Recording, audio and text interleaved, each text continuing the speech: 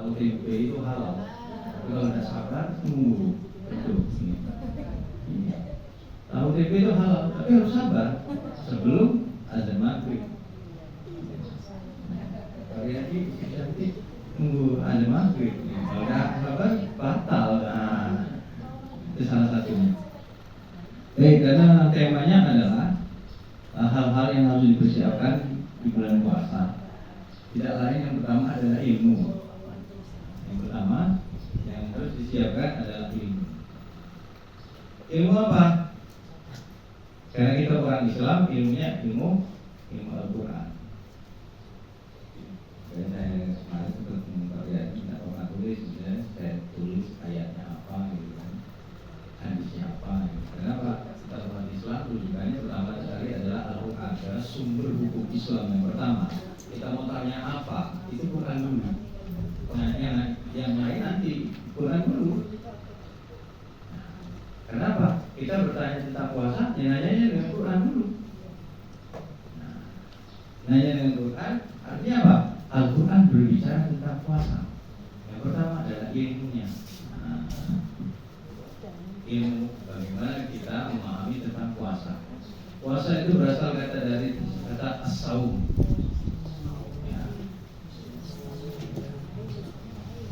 As-saum artinya menahan segala yang membatalkan puasa, mulai dari terbit fajar sampai terbenamnya matahari. Ini secara fikih. Jadi segala yang membatalkan puasa, menahan segala yang membatalkan puasa. Yang kita pahami yaitu dengan sahur dan berbuka. Nah, jadi ada puasa yang puasa wisol, puasa yang nyambung dari pagi sampai malam, pagi lagi dan buka-buka. Itu puasa itu merusak kesehatan. Biasanya orang Jawa itu puasa ngeblok, tidak berbuka. Tidak boleh. Islam tidak menyarankan itu. Makanya Nabi berpesan berawal-awal berbuka, berakhir-akhirlah sahur. Tidak boleh kita nahan sudah berbuka Allah masih nahan-nahan, tidak boleh. Karena itu merusak kesehatan. Perut kita punya hak untuk diberi haknya, untuk diisi. Nah, apa ilmu? Al-Quran mengatakan ya ayyuhalladzina amanu kutiba alaikumus syiyam kama kutiba alal ladzina min qablikum la'allakum tattaqun. Artinya puasa itu sudah ada ketika sebelum zaman Nabi Muhammad. Ya. Nah, kata kuncinya apa? La'allakum tattaqun. Untuk menjadi orang yang bertakwa. Untuk apa jadi orang bertakwa? Orang yang bertakwa itu hidupnya akan ya bahagia. Wattaqullahu wa yu'allimullahu. Orang yang bertakwa dapat apa lagi? Dapat ilmu. Kemudian apa lagi? Orang yang bertakwa itu dikasih oleh Allah apa? Hidupnya jelas. Ketika ada kesulitan, wa yarzuquhu min haitsu la yahtasib. Jelas hidupnya. Kalau dia susah, diberikan oleh Allah jalan keluar dari kesulitan, dari arah yang tidak disangka-sangka, rezeki dari arah yang tidak disangka-sangka. Kemudian dikasih oleh Allah, wasariqu ila maghfirah wa jannatul arda ila samai. Nah, dikasih Allah surga yang luasnya langit dan bumi. Tajlil muttaqin, itu khusus untuk orang yang bertakwa, kata Quran. Nah, ini ketika Al-Quran berbicara tentang takwa. Nah, takwa itu apa? Nah, mengerjakan perintah Allah dan menjauhi segala yang tidak bisa. Takwa itu mengerjakan perintah Allah tapi larangan Allah dilanggar, dan bisa. Atau tidak pernah melanggar perintah Allah tapi tidak pernah melaksanakan perintah. Oh, hidup ini yang penting baik-baik saja, nggak usah ganggu tetangga, baik-baik aja, banyak-banyak sedekah, tapi nggak sholat, nggak bisa. Atau sholatnya rajin, puasanya rajin, umrohnya tiap bulan, naik haji tiap tahun, tapi dengan tetangga jahat, nggak bisa. Nah, itulah. Nah, itu yang berusaha ada ilmu. Yang kedua apa? Iman. Dipersiapkan. Karena apa? Ya ayyuhalladzina amanu, iman. Kenapa iman? Karena iman itu yazidu wa yanqus, naik turun. Nah, kita ini mau puasa supaya iman kita naik terus. Karena iman itu ada 3. Ada iman yang tidak bertambah dan tidak berkurang. La yazid, la yanqus. Tidak bertambah, tidak berkurang. Imannya apa? Imannya para malaikat. Disuruh sujud, sujud. Disuruh berzikir, ya berzikir. Disuruh nyawa, ya disuruh nyawa. Kerjaan lain tidak dilakukan. Dia tidak pernah naik dan tidak pernah turun. Ada iman yang yazid, la yanqus, yang naik terus dan tak pernah turun. Siapa? Imannya para nabi dan rasul. Nabi Nuh dipisahkan oleh Allah dengan anak dan istri, tapi Nabi Nuh tidak pernah milih jadi nabi. Nabi Ayub, kalau hambamu yang bernama Ayub itu mau beribadah kepadamu dan sujud karena dia kaya, oke, miskinkan. Tapi Nabi Ayub tidak pernah berubah. Dan itu, itu karena badannya sehat, sudah dikasih penyakit, ada sila, latung, penyakit kulit gitu kan. Ternyata masih beribadah. Itu karena masih ada istrinya. Sudah istrinya pergi karena jijik. Tetapi Nabi Ayub masih tetap beribadah kepada Allah. Jadi kalau ada ustaz, ulama, pewaris para nabi dikasih sakit, dia sedang diuji seperti yang diujikan Nabi Ayub alaihissalam. Tapi Nabi Ayub tidak pernah berkurang. Karena dia tahu bahwa ini adalah ujian dari Allah dan dia tidak pernah meminta kepada Allah untuk menyembuhkan penyakitnya. Yang dia ada dalam berbuat Ayyuba idna darabahu wa bila tazani fardan wa andahu. Ya Allah, aku sakit. Aku hanya mohon kepadamu untuk tidak meninggalkan aku. Dia cuma minta jangan ditinggalkan saja. Tidak minta kepada Allah sembuhkan penyakit itu. Bukan itu lutut itu kan. Sudah sakit, sudah kacik, susah pula nak nyari gas, sudah sakit, gas susah pula. Ini kebutuhannya kan. Tapi dia tidak pernah. Makanya Allah sampai bersumpah dalam doa Sayyidina Al-Hasan demi Ayub dan kesabarannya.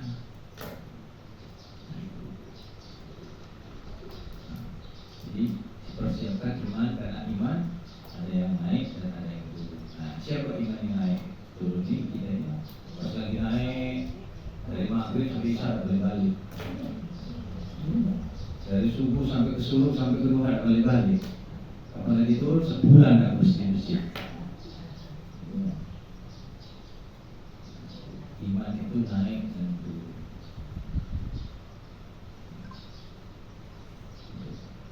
Kemudian apa lagi yang dipersiapkan? Hati. Hati ini dipersiapkan itu. Yang beruntung datangnya Ramadan. Aduh nak puasa pula. Nanti aku sahur lagi pula. Kenapa lah bulan puasa ni datang pula. Beruntung hatimu kotor. Nak buat kue pula. Kebutuhan puasa ni lebih mahal daripada puasa. Beruntung hati. Itu dibersihkan. Makanya kita menyambut datangnya bulan puasa ini harus dengan gembira, jangan dengan hati yang gongkol. Termasuk apa? Termasuk dengan tetangga. Kenapa? Malaikat Jibril pernah meminta kepada Nabi Muhammad untuk mengaminkan ketika 1 Syawal. Muhammad, aku ingin berdoa kepada Allah dan aku ingin engkau yang mengaminkan. Silakan Jibril. Rasulullah amin, amin, amin 3 kali. Sahabat bertanya, ya Rasulullah, kami mendengar kau amin 3 kali. Ada apa gerangan? Dari malaikat Jibril datang, dia berdoa. Apa isinya doa? Ya Rabb, pada tanggal 1 Syawal ini, aku ingin berdoa kepadamu dan aku ingin Nabi Muhammad yang mengaminkan. Mungkinkah kalau malaikat Jibril yang berdoa Nabi Muhammad yang mengaminkan ditolak? Mungkin tidak. Apa doanya? Yang pertama, jangan kau terima ibadah puasa dan ibadah Ramadan anak yang durhaka kepada orang tua. Nabi mengaminkan amin. Yang kedua, jangan kau terima ibadah Ramadan dan ibadah puasanya istri yang durhaka kepada suami. Amin. Dan yang ketiga, jangan kau terima puasa ibadah orang yang qati'ur rahim, jahat kepada tetangganya, memutuskan silaturahim. 3 kali puasa, 3 kali lebaran, tak teguran, lebih kontuin. Mungkinkah kalau Nabi yang mengaminkan, malaikat Jibril yang berdoa tidak dikabulkan? Nah, Ustaz, bagaimana kalau orang tua kami sudah meninggal? Makanya diziarah. Nah, katanya bulan tua, lalu nggak bulan Sya'ban. Nah, yang masih punya orang tua silakan didatangi, yang pernah puasa minta maaf. Nah, yang tidak ada orang tua lagi ya ziarahkan saja, ziarah kubur gitu. Ustaz katanya bina kuntu nahaitukum an ziyaratil kuburi al-fazuruha. Dulu aku melarang kalian berziarah kubur, sekarang al-fazuruha, sekarang berziarah. Kenapa? Iman sahabat belum mantap, tauhid mereka belum kuat, takutnya nanti nangis-nangis di kuburan. Kemudian takutnya mereka mengkultuskan kuburan, takutnya mereka menyembah-nyembah, meminta-minta kuburan, maka dia haramkan. Sekarang berziarahlah karena iman sahabat sudah kuat. Nah, jika masih ada orang tua silakan. Jika masih ada suami, minta maaf dulu dengan suami, supaya minta redo agar menjalankan ibadah puasanya tidak ada lagi kedongkolan. Karena enak bu, ya, ibu itu masuk surga bukan karena ibadahnya, bukan karena ruku dan sujudnya, bukan karena puasanya, bukan karena hajinya. Jadi jangan marah kalau misalnya diundang tidak ada gelar hajanya. Ibu, aku udah datang. Kalau di dalam undangan ada gelar hajah, dipanggil ibu, tante, dia nggak panggil hajah. Oh senangnya, ini tak lebaran. Ingat, siapa yang memaksa gelar haji dan hajah berarti syahadatnya salah. Asyhadu an la ilaha illallah wa asyhadu anna Muhammad Rasulullah. Belum ada asyhadu an la ilaha illallah wa asyhadu anna haji Muhammad Rasulullah. Ada tak? Ya. Nabi Adam itu membawa batu hajar aswad dari surga. Adam kau bawa batu hajar aswad taruh di tengah-tengah bumi, kelak nanti banyak orang yang tawaf. Kalau manusia pergi bertawaf, maka Allah memerintahkan malaikat untuk bertawaf. Nah, ternyata benar waktu corona kemarin di Masjidil Haram tidak ada yang bertawaf. Malaikat bertawaf. Nabi Adam tidak pernah dipanggil Haji Adam. Nabi Ibrahim yang membenari Ka'bah hancur ketika di zaman Nabi Nuh. Karena di zaman Nabi Nuh Ka'bah itu rusak karena bumi ditenggelamkan sampai tidak ada daratan. Nabi Ibrahim yang membenari. Nabi Ibrahim tidak pernah dipanggil Haji Ibrahim. Termasuk Nabi Muhammad yang melakukan haji wada, haji perpisahan. Setelah dia melakukan haji wada, dia meninggal. Nabi Muhammad tidak pernah dipanggil Haji Muhammad. Nah, kan buat baik berarti kan? Haji itu adalah berziarah. Kalau kita di Mekah itu haji karena kita lagi berkunjung, lagi berziarah. Ziarah siapa Pak? Ziarah makam Rasulullah. Kalau sudah di Indonesia tidak berziarah lagi lah. Jelas sampai situ?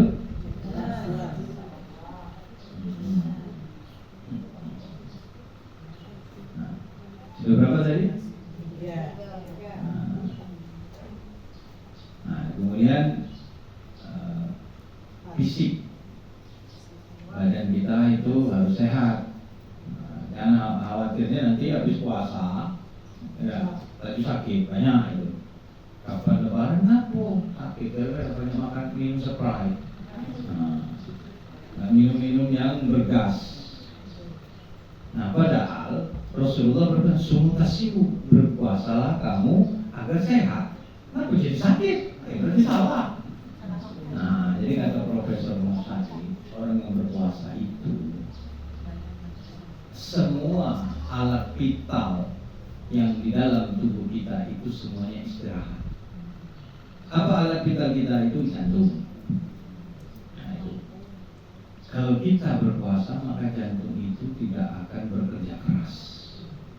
Detak jantung itu tidak akan kuat karena kita berpuasa.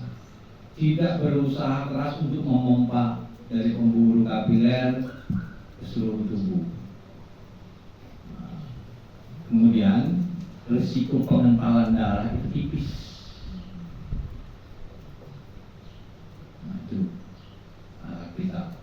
Pencernaan. Nah, pencernaan itu kata beliau istirahat. Selama kita puasa mulai dari terbit fajar dan terbenam matahari, pencernaan kita istirahat. Tidak bekerja, maka yang di dalam tubuh kita ada kolesterol, ada gula darah, ada asam urat. semua yang tertinggal itu kan numpuk, gula darah numpuk, karena kok banyak minum gula, akhirnya itu diambil lagi oleh pencernaan. Makanya obat orang diabetes itu puasa, karena gula darah yang mendep di dalam darah itu diambilnya lagi, termasuk kolesterol, semua zat-zat racun di dalam radikal itu dikeluarkan lagi. Makanya tidak heran ketika kita puasa buka pertama mencret. Iya, semua racun itu dikeluarkan, diambil lagi oleh tubuh kita. Nah, selama ini pencernaan itu bekerja keras, ini istirahat. Nah, makanya kata beliau, seandainya tubuh kita ini bisa ngomong, dia mau resign, capek. Iya, mau resign. Ginjal juga, itu salah satu alat kita. Itu kata beliau, ginjal itu alat kita. Ketika kita puasa, dia istirahat. Tapi kalau kita tidak istirahat kan minum, bekerja lagi. Makanya kata Rasulullah, kalau kita minum di keadaan berdiri, fokus muntahkanlah. Nah, jadi kalau ibu-ibu diundang standing party, suruh makan, minum, berdiri, terus datang itu orang Yahudi. Iya. Karena apa? Kalau kita minum dalam keadaan berdiri, maka dia langsung berginjal, maka ginjal akan bekerja keras. Maka kan mudah-mudahan anak kita sudah cuci darah. Ini namanya apa? Tes istri, marimas, kecil-kecil, SD, SMP udah cuci darah. Ginjalnya sudah bermasalah. Kenapa dia bekerja keras gak kuat lagi? Akhirnya ngumpul-ngumpul gak mau lagi, gak bisa lagi minum air ini. Akhirnya apa? Ginjalnya rusak, cuci darah. Karena dia tidak bisa minum air ini menjadi suatu energi. Nah, itulah puasa. Ketika kita puasa, ginjal kita istirahat, pencernaan kita istirahat. Nah, makanya benar kata Nabi, sumutasi puasa kamu agar kamu sehat. Nah, itu. Makanya prioritas yang pertama kita siapkan adalah ilmu. Tidak ada lain. Puasa itu kalau nggak pakai ilmu beda dengan yang nggak pakai ilmu. Jadi suami yang baik pakai ilmu, jadi istri yang baik pakai ilmu, jadi orang yang baik pakai ilmu. Nggak bisa kita, yang penting yang baik, nggak bisa. Semuanya itu ilmu yang pertama kali. Agar puasa kita sempurna, itu pakai ilmu. Puasa pakai ilmu belum tentu diterima Allah, betul. Yang pakai ilmu pun belum tentu diterima oleh Allah, apalagi yang pakai ilmu. Kuliah sampai dokter, profesor masih bodoh, betul. Kami para dokter masih bodoh. Yang kuliah sampai dokter pun masih bodoh, apalagi tidak belajar. Bisa dipahami?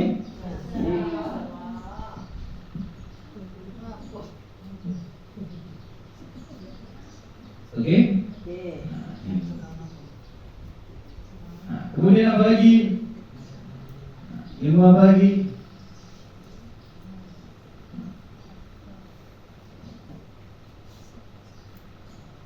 Ilmu yaitu apa saja yang membatalkan puasa. Nah, ini udah masih sampai sekarang masih sama-sama. Apa saja yang membatalkan puasa? Siung kayu berbuat dalam air. Ada orang kayu sih? Katanya kentut dalam banyu batal. Ini seperti itu bisa ditiru. Itu orang yang tidak pakai ilmu. Jadi yang membatalkan puasa itu adalah 9. Nah, nanya sama profesor juga sama, nggak berubah-berubah. Itu ada 9. Hati-hati dengan yang 9 ini. Yang pertama, memasukkan sesuatu ke lubang yang 5. Apa itu? Lubang mulut, lubang hidung, lubang telinga, lubang kemaluan depan, lubang belakang. 5.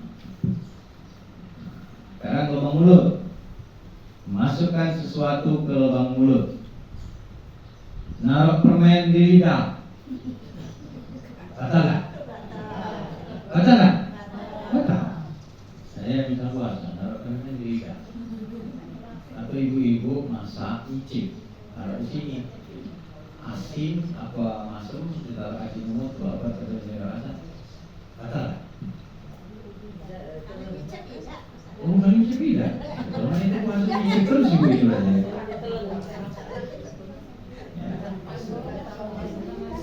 Memasukkan sesuatu ke dalam mulut tidak batal. Yang batal adalah nalar. Cuma makruh. Apa kita puasa naruh permen di lidah.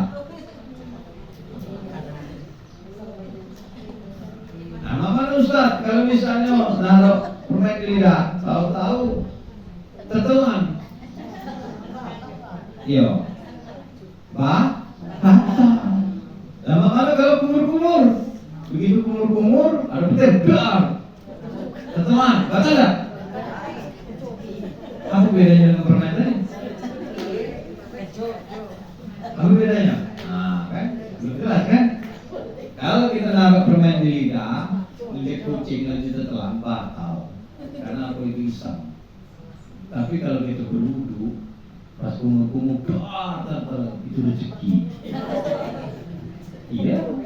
Kenapa? Kita berwudu sedang melaksanakan perintah Allah. Sama-sama di mulut kan? Kumur-kumur di mulut itu sunnah. Ada yang pernah mengisi pengajian ketika dia puas sudah kena kumur-kumur. Alasannya batal kan? Karena kok kita kumur-kumur itu katanya masih ada sisa. Nah ini orang ini tidak paham fikih.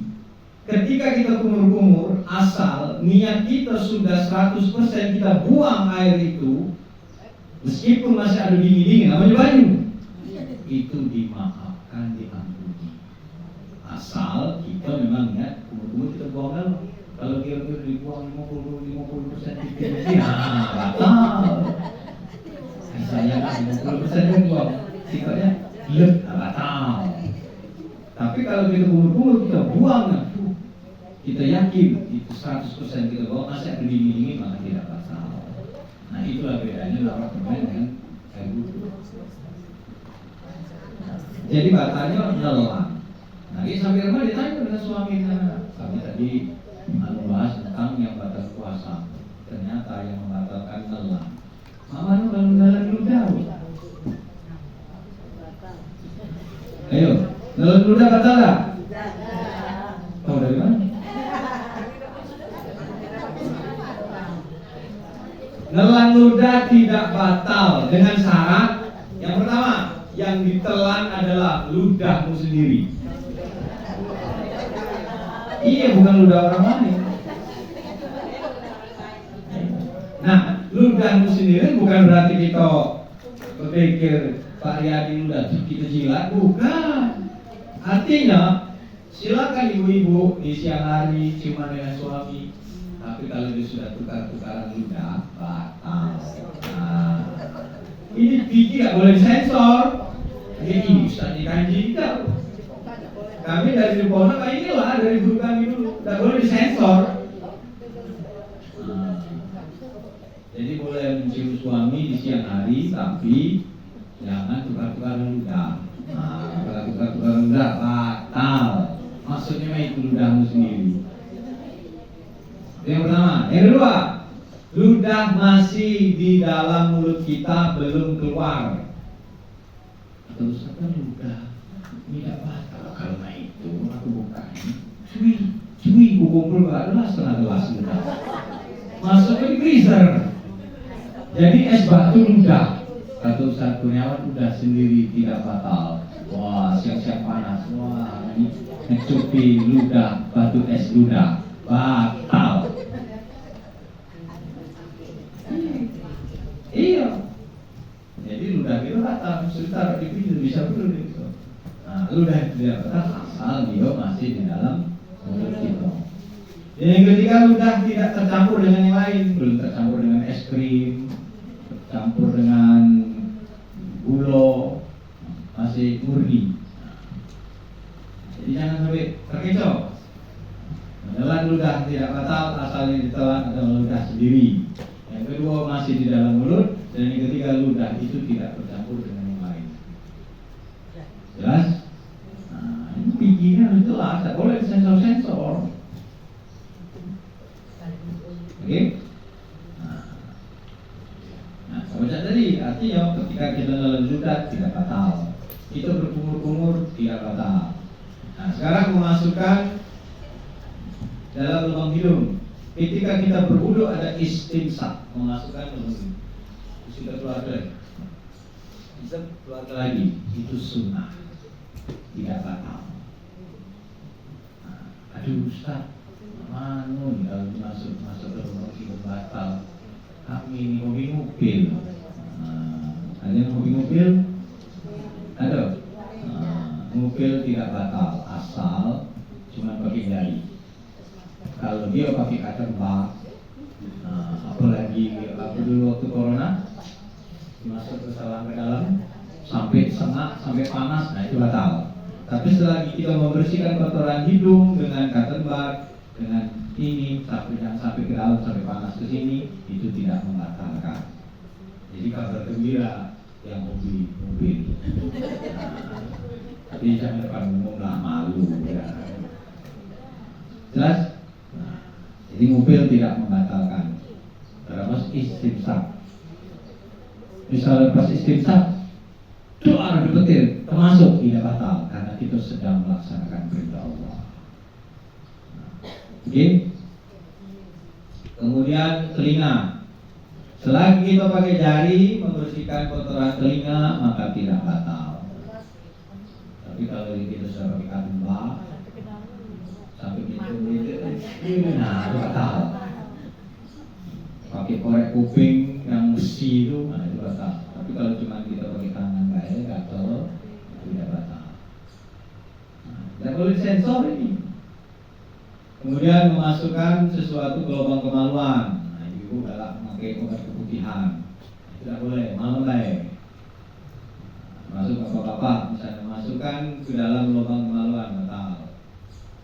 Nah, kemudian ketika membersihkan, tidak boleh kita masuk pakai jari, cukup pakai perut ibu jari baik.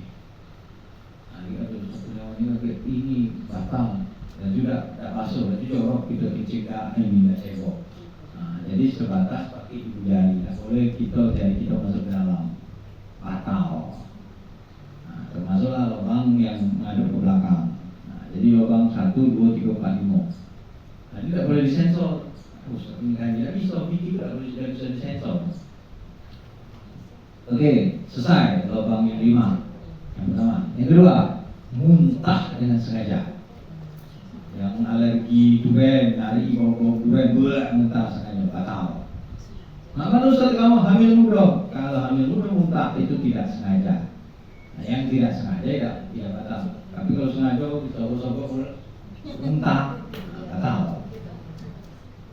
Nah, artinya muntah itu kalau tidak sengaja tidak batal. Dengan catatan, nah, tidak bisa disensor. Jangan nelen ludah dulu sebelum kumur-kumur. Karena muntah yang dari perut kita melalui kerongkongan itu adalah najis. Dan cara membersihkan najis dalam Islam adalah pakai air. Nah, pakai air mineral, kumur-kumur, dibuang. Nah, kalau kita sebelum kita kumur-kumur membersihkan najis yang dari perut, sisa-sisa di mulut, itu belum boleh menelan ludah. Sudah kita kumur-kumur, sudah bersih, najis yang ada di mulut, sisa-sisa yang kerongkongan, nah itu baru boleh kita menelan ludah. Jadi salahnya ketika kita muntah tidak sengaja jangan menelan ludah dulu sebelum kita kumur-kumur membersihkan sisa-sisa najis yang keluar dari perut ke kerongkongan atau sisa-sisa yang di mulut. Nah, kalau sudah kita kumur-kumur, kita buang, masih ada tersisa-sisa, itu dimaafkan. Karena kita sudah ikhtiar membersihkan sisa-sisa najis yang keluar dari perut. Oke? Yang tidak boleh adalah sengaja. Nah, jadi yang kedua. Ketiga, bersenggama atau bersetubuh di siang hari. Nah, itu batal. Nah, ibu-ibu hati-hati. Kalau suaminya genit, boleh cipika-cipiki asal jangan sampai bersetubuh. Biarpun tidak keluar sperma. Iya, aku nyeluk kayak, tidak boleh ya? Batal. Biarpun dia tidak keluar sperma, cuma nyumbang melo baik, ini tidak bisa sensor bu. Iya, biarpun nyumbang melo baik, batal. Ini malam boleh, kamu nggak sampai sahur boleh. Nah itulah sebenarnya Islam itu, ya, puasa itu adalah usaha baru menahan segala yang mengatakan puasa.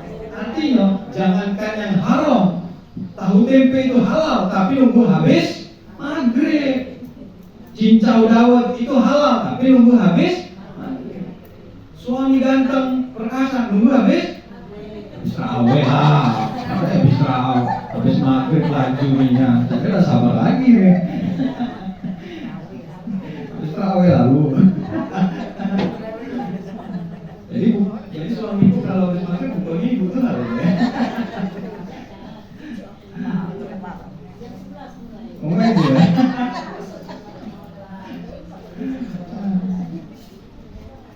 Nah itu. Artinya bersetubuh dengan sengaja meskipun tidak keluar sperma itu batal. Nah, kalau suami ini cubit-cubitan sampai menyenggol daerah yang sensitif, selagi dia tidak bersetubuh dia batal. Nah cuma hindari lagi. Ada ibu-ibu Ustaz, aku nanya aku menyentuh suami itu habis wudhu itu batal tak? Kenapa? Aku pernah ngolah suami aku sama dia lalu tuh gangguin, katanya batal. Nah, setahu aku tidak batal Ustaz, jadi aku gangguin terus. Jadi aku dari terus kan, habis pegangan siapa nggak tahu ya. Nah, hati-hati. Nah, artinya ketika disentuh bagian sensitif, kalau tidak sampai bersenggolan maka tidak batal, cuma kulai. Jadi kita akan pelaju datang. Kenapa? Di zaman Rasulullah ada yang nyelonong.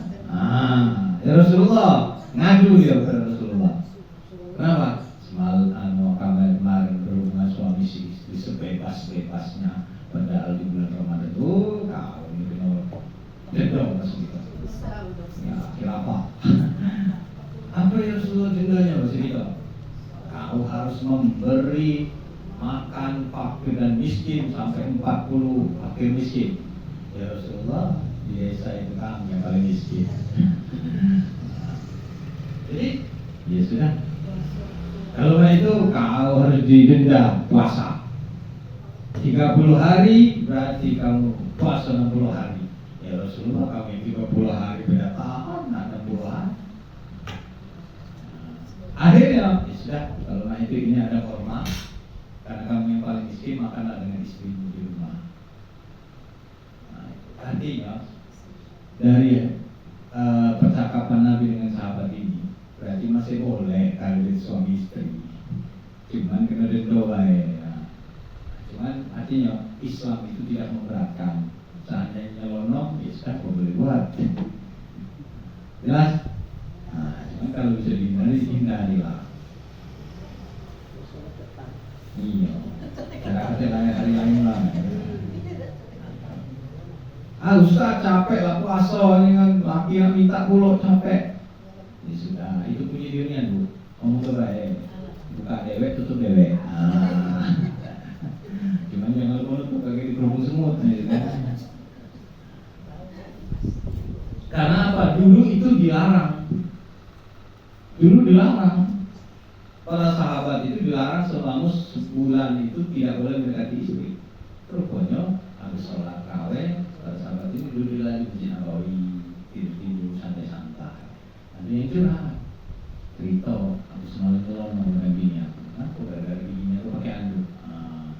Jadi ya laju. Oh sama aku juga tidak tahan. Rupanya banyak yang nyelonong di bulan Ramadan itu. Diadukan oleh Rasulullah. Ya Rasulullah, bagaimana ini para suami tidak tahan? Siang tidak boleh, malam tidak boleh. Sebulan penuh panas kepala.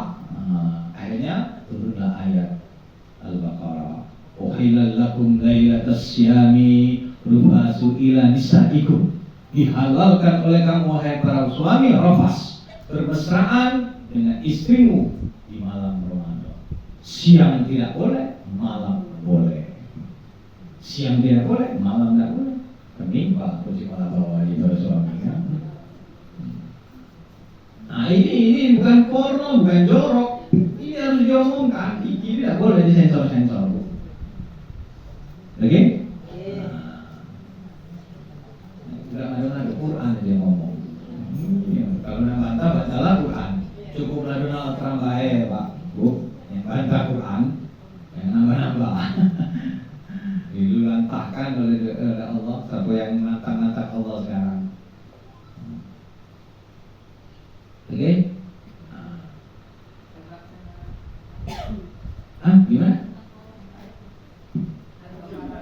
Di bawah 184, di bawah ya ayyuhalladzina amanu kutiba alaikumusyiyamu itulah. Habis syahrul Ramadan alladzi unzila fihi al-Qur'an hudan lin-nasi wa bayyinatin minal huda wal furqan. Faman syahida minkum asy-syahra falyasum. Qad uhilla lakum lailatas siyami rafatu ila nisaikum. Pokoknya di bawah itulah. Dari alladzina bawah dari syahrul Ramadan, faman syahida minkum asy-syahra falyasum. Apabila kamu lihat bulan maka berpuasalah. Ila lakum lailatas siyami rafatu ila nisaikum. Hunna libasul lakum wa antum libasul lahunna. Kalian dan suami kalian adalah ibarat apa? Ibarat pakaian yang saling menutupi aurat. Jadi tidak boleh buka aib suami. Suami itu penutup bagi istri, istri juga penutup aurat bagi suami. Tidak boleh jelek-jelekan. Jelek ke laki di Facebook, jelek ke istri di Instagram. Nah, itu tidak boleh. Hunna libasul lakum wa antum libasul lahunna. Kalian adalah ibarat suami di pakaian yang saling menutupi aurat. Nah, jadi sengaja ya, bersenggama, bersetubuh meskipun dengan pasangan resmi di siang hari batal. Mama dengan Ustaz zina dengan bini lagi batal kalau zina, 2 kali lipat dosanya. Tapi nak diomong ke ini, mama boleh dengan zina, lah dengan istri batal, dengan zina 2 kali dosa. Dosa batal ke puasa, dosa zina pula. Kalau bukan gadis dicambuk bisa di Aceh. Kalau sudah punya istri dirajam di batu-batu ini. Oke. Kemudian selanjutnya mengeluarkan sperma dengan sengaja. Kalau yang lanang onani, yang betina masturbasi. Nah itu karena ngomong ke bukan porno, batal. Mama Ustaz, kami ini punya anak bujang. Dia tidur siang, tak tahu keluar. Apa ini? Mimpi basah. Itu rezeki. Nah, karena apa? Tidak disengaja. Tapi kalau disengaja, nah, itu batal. Oke? Nah, selanjutnya, haid, nifas, melahirkan. Nah ini 3 paket sama. Haid, melahirkan, nifas, termasuk keguguran. Nah, haid yang bingung kan, nunggu lagi hari Ramadan di TPRI, kalau di TPRI susah, nunggu satu lewat ada syuting enggak. Kalau tak keluar darah, nah batal. Tapi teman ibu lagi bingung, tangguh saja bingung, apalah keluar darah ini kan, itu tetap dicatat dapat dalam keadaan puasa meskipun dia haid. Tanggung kan, jam 5 lagi nonton kalau siang Ramadan tahu keluar batal, tapi sudah dihitung oleh Allah. Jadi tahu keluar darah nifas, sudah bersih, sudah mandi wajib, tahu keluar lagi Ustaz batal, tapi tetap dihitung. Melahirkan adalah dan jam 5 tahu melahirkan batal. Kemudian keguguran, pendarahan, keluar darah, mecer. Jadi haid, ya, nifas, melahirkan, keguguran, nah itu membatalkan puasa. Keguguran, jangan melahirkan, nah, tapi keguguran cuma sama, keguguran juga batal, karena dia melahirkan tidak jadi. Nah, yang ke-8, hilang akal. Hilang akal itu apa Ustaz? Gilo. Tahu-tahu dia lagi puasa gilo. Makanya syarat puasa kan yang pertama, ya ayyuhalladzina amanu, wahai orang-orang yang beriman. Yang tidak beriman tidak wajib puasa. Nasrani, Yahudi tidak wajib, Buddha, Hindu tidak wajib. Ya, yang kedua, belum balik, anak sudah balik. Dia sudah balik, maka dia wajib puasa. Anak yang belum balik tidak wajib puasa, tapi dia latihan kayak belum balik. Kemudian ya, sehat tadi, sehat jasmani dan rohani. Yang sakit tidak boleh puasa. Wain karena marid au ala safarin faidatun, apabila dia sakit atau dalam keadaan safar, musafir, tidak apa-apa tidak puasa. Jadi kalau misalnya siang hari kalian belum puasa, ada yang puasa, mungkin dia itu mau kafir. Tidak Ustaz, Islam dia tuh rumahnya dekat Masjid Al-Bang ini kok, mungkin belum balik, badannya banyak besar. Tapi belum balik dia. Tidak Ustaz, itu lah punya cucu. Mungkin dia sakit. Tidak, dia sakit Ustaz, sehat ya. Mungkin dalam keadaan safar. Tadi kasih rumahnya di Grand Garden itu, ada safar mana? Terakhir mungkin dia gila. Karena orang gila tidak wajib puasa, orang gila tidak wajib sholat, orang gila tidak wajib haji. Jadi kalau tidak nak puasa tinggal pilih kafir, belum balik, dalam keadaan puasa, sakit, atau gila. Pilihlah ilmu itu. Karena orang gila tidak wajib sholat, tidak wajib puasa, hilang akal, gila. Kemudian apa? Pingsan. Itu juga membatalkan puasa. Asal pingsannya dari pagi sampai maghrib. Itu pingsan, habis sahur pingsan. Sadar maghrib langsung buka, batal. Tapi kalau dia pingsan, habis sahur dia pingsan, atau zuhur dia sadar, wah, menikmati sinar matahari, udara segar. Tahu-tahu ada bangun lagi, pingsan lagi. Tidak batal. Karena pingsannya tidak seharian. Tapi kalau dia habis sahur, pingsan, habis maghrib, itu batal. Itu hilang akal, gila, pingsan. Yang terakhir hilang akal, tidur. Habis sahur, tidur. Bangunnya isam. Kebun ya. Tidur tidak membatalkan puasa asal tidak niat untuk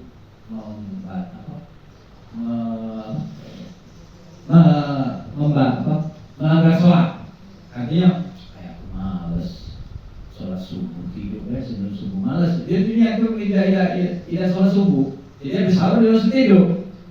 Itu batal. Tapi kalau dia tidur tidak untuk niat membatalkan sholat, dia tidak batal. Karena kok ada ulama yang tidur sampai sahur. Ini bab puasa, bukan bab sholat. Karena kok orang yang tidur tidak wajib sholat. Karena kok orang yang tidur itu tidak dibebani hukum. Ketika dia bangun baru dibebani hukum. Jadi kalau dia habis tidur, habis sahur dia tidur, bangun maghrib tidak batal, tapi makruh. Tidak sholatnya. Kalau tidak sholatnya dia dosa, tidak sholat, tapi tidak dosa melaksanakan puasa. Cuma karena sholat itu adalah ibadah kunci pertama, ada ulama yang membatalkan. Kau itu puasa, tidak sholat, puasa kau tidak diterima Allah. Kau haji, tapi tidak sholat, maka hajimu tidak diterima oleh Allah. Kau sedekah, sah sedekah kau kalau kau sholat. Karena ibadah sholat adalah ibadah yang pertama kali, dan ibadah sholat adalah ibadah yang akan menolong kita ketika disiksa kubur. Tahu dari mana Ustaz? Karena ulama tidak mungkin mengatakan ketika kita ditanya oleh malaikat munkar dan nakir yang nanya mayit, yang jawab mayit. Kalau anak-anak pesantren, anak-anak YIN ditanya tentang bahasa Arab, pasti bisa jawab kan? Tapi kalau yang menjawab adalah amal ibadahnya, yaitu amal ibadah sholat, yang tidak sholat yang bisa jawab, tidak bisa jawab. Marah buka malaikat. Allahu Akbar. Siapa Tuhanmu? Allah yang Maha Besar. Jadi dia nak mengubil. Wa man nabiyuka? Orang yang sholat pasti Allahumma sholli ala sayyidina Muhammad wa ala sayyidina Muhammad, meskipun ada yang tanpa sayyidina. Wa man nabiyuka? Wa ma qiblatuka? Apalagi orang NU kalau sholat sholli sunatan usalli fardhu maghribi thalatha mustaqbilal qiblati. Wa ma ikhwanuka. Nah, yang jawab siapa? Ibadah sholat Jumat. Sholat Jumat itu khotib harus Allah mafir lil muslimina wal muslimat wal mu'minina wal mu'minat. Siapa saudaramu? Mukmin dan mukminat, muslim dan muslimat. Muslim laki-laki, muslimah perempuan, mukmin laki-laki, mukminah perempuan. Itu pertanyaan dalam kubur. Itu di alam kubur kita saudara kita, bukan saudara kandung, bukan, tapi saudara satu akidah. Itu ditanya.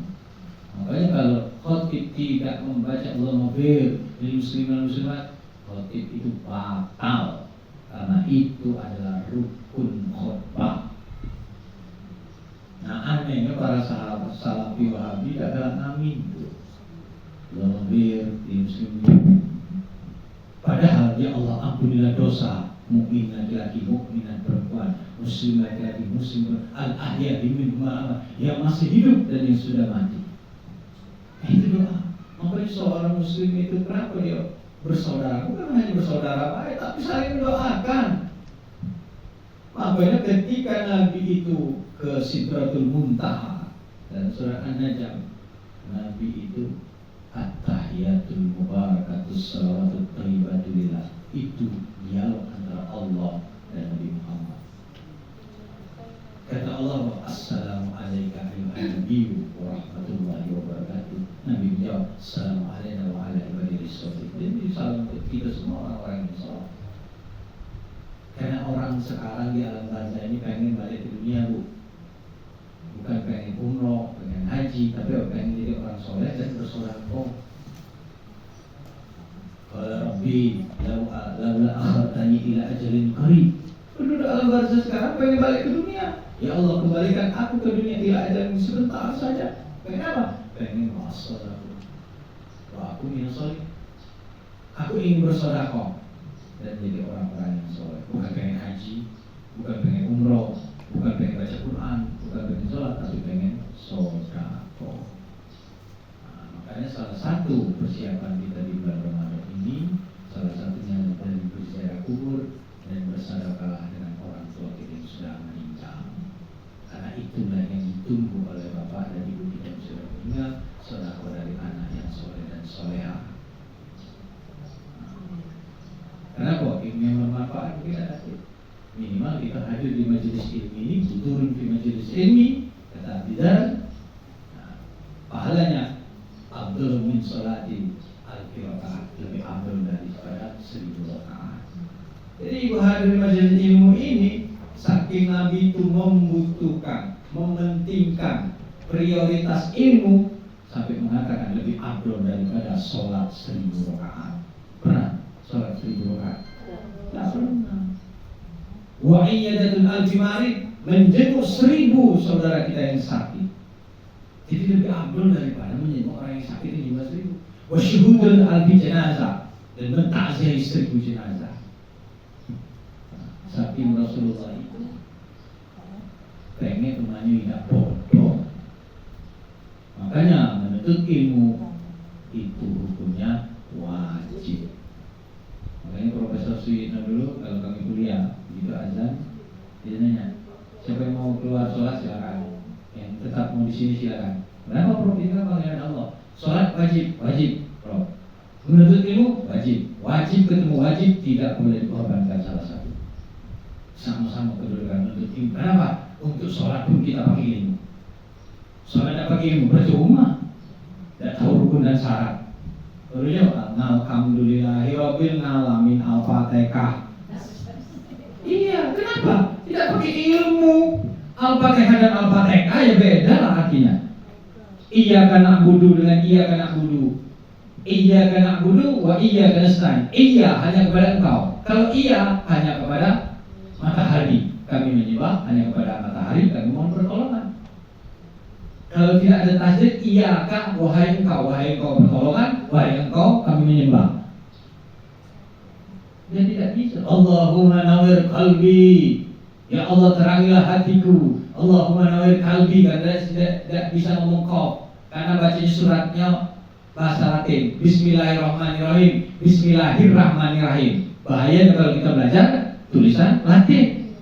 Jadi Allah menawir kalbi dibaca Allah menawir kalbi. Allah menawir kalbi, Allah terangilah hatiku. Allah menawir kalbana, terangilah hati kami. Tapi Allah menawir kalbi, terangilah anjingku. Ya? Hayal al-falah dengan hayal al-falah. Hayal al-falah, mari kita menuju kemenangan, ngajak orang sholat. Hayal al-falah, mari kita bercocok tanam. Ya? Sadaqallahul azim. Sadaqallahul azim. Satu azim, satu azim. Kalau azim jelas asmaul husna, ya azim. Ada tak? Wahai Allah yang maha agung. Tapi kalau azim, azimah. Kalau sadaqallahul azim, maha benar Allah yang maha agung dengan segala firman-Mu. Tapi sadaqallahul azim, maha benar Allah dengan segala jimat-jimatnya. Suara orang sampai jimat. Nah, jadi pakai ilmu. Bisa dipahami? Nah, jadi pakai ilmu. Yang terakhir yang membatalkan puasa adalah murtad. Bismillah. Murtad itu apa, Ustaz?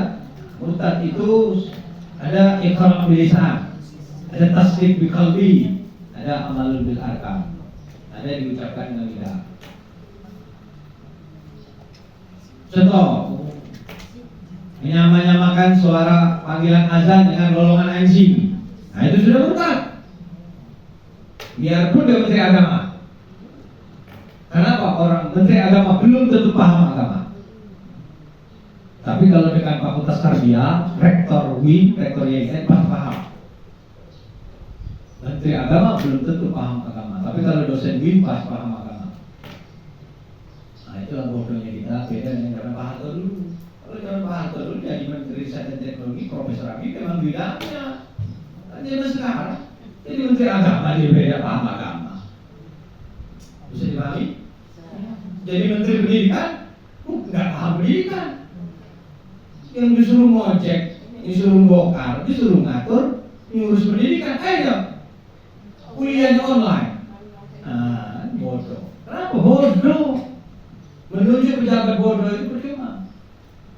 Usmi bial amru, kata Rasulullah, siapa yang meletakkan bukan pada tempatnya, pantaziru as-sa'at, tunggulah saat kehancurannya, bukan bidangnya. Murtad. Jadi murtad itu merendah-rendahkan azan, merendah-rendahkan neraka, merendah-rendahkan surga. Aduh, Ustaz, kalau nanti masuk surga, katanya semua yang kita minta itu dituruti oleh Allah. Tahu dari mana, Ustaz? Wa azwajuhum fi zilalin 'alal ara'iki muttaqiun. Wa lahum fiha fakihatu wa da'u ma yad'un. Mereka dan istri-istri mereka bersantai-santai di dipan-dipan dari emas. Mereka bahagia dan mereka diberikan apa yang mereka minta. Walahum fiha fakihatu wa lahum ma yad'un. Jadi kalau kita di surga nanti tidak usah terlampau sholat, masih nak tahajud, masih nak sholat ada, masih nak buat ini. Di sana mengalir sungai madu, sungai susu. Tidak perlu lagi buat ini, tinggal ngedok baik di sungai.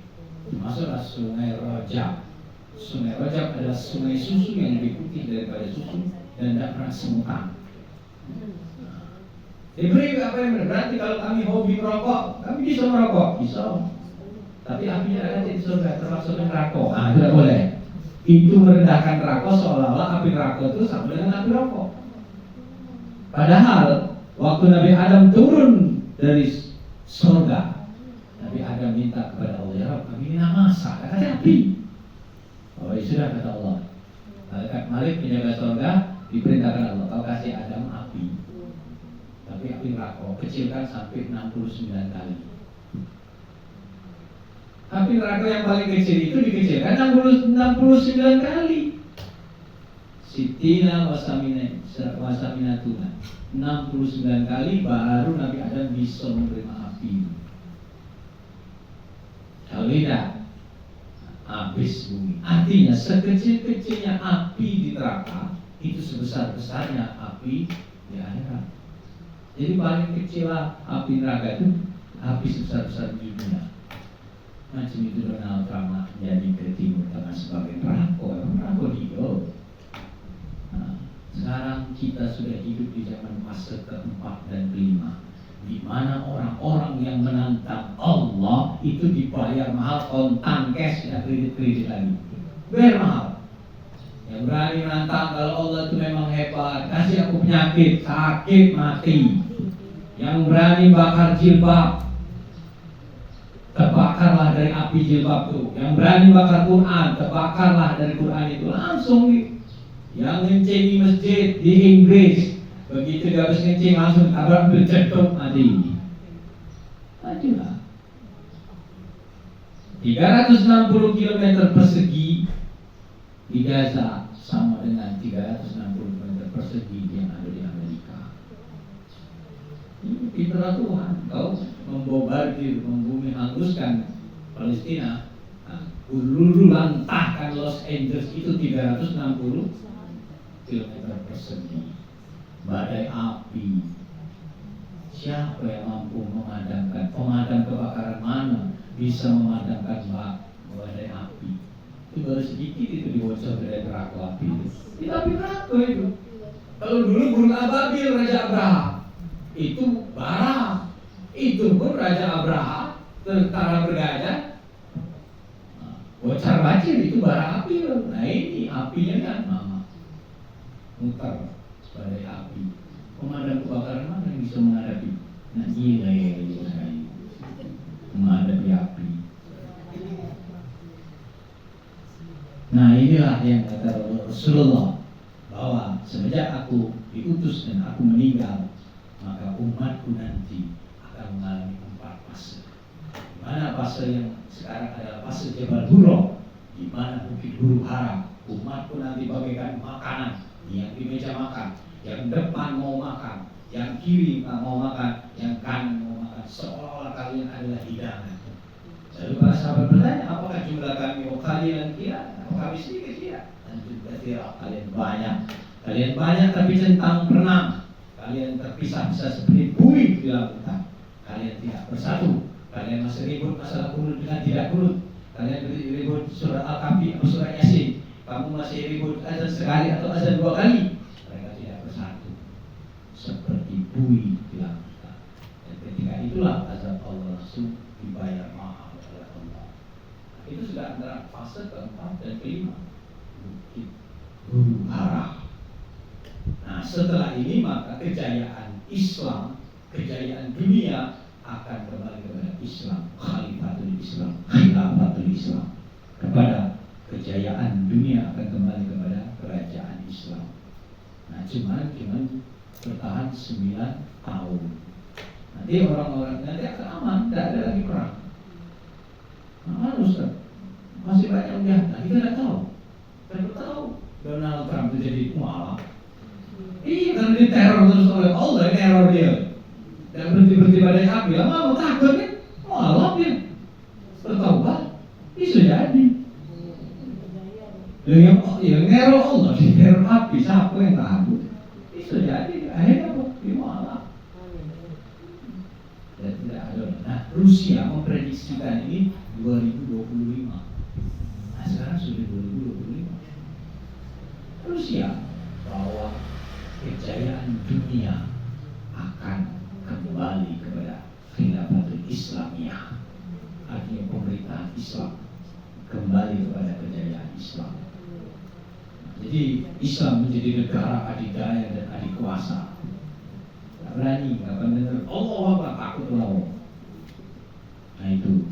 Nah sekarang kita sudah rasakan semua yang menantang Allah langsung dibayar cash dan kredit lagi. Dari kejadian Los Angeles di dulu lantakan adalah banyak Amerika yang mau awak takut di teror. Kalau kita sudah biasa, itu sudah dari zaman Nabi sudah belajar. Kalau kayak bapak, insya Allah langsung menurunkan burung apa, ini sudah biasa yang modelnya. Kalau mereka tidak tahu, tidak biasa.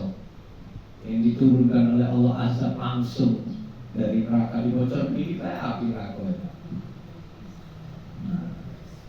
Nah itu. Makanya hati-hati, yang 9 tadi adalah murtad. Masuklah banyak orang pejabat-pejabat, meskipun pejabat agama tapi tidak paham beragama, merendah-rendahkan neraka, merendah-rendahkan saudara-saudara kita di Palestina. Karena memang fase keempat dan kelima ini nyawa orang Islam seperti tidak ada harganya. Berapa ribu yang mati di Palestina dan tidak pernah ada yang ingin mengadilinya ke hukum internasional. Nah, Allah langsung turun tangan. Nah, masihkah ibu-ibu meragukan agama Allah? Masihkah kita meragukan agama Rasulullah? Nah, inilah hikmah kita puasa.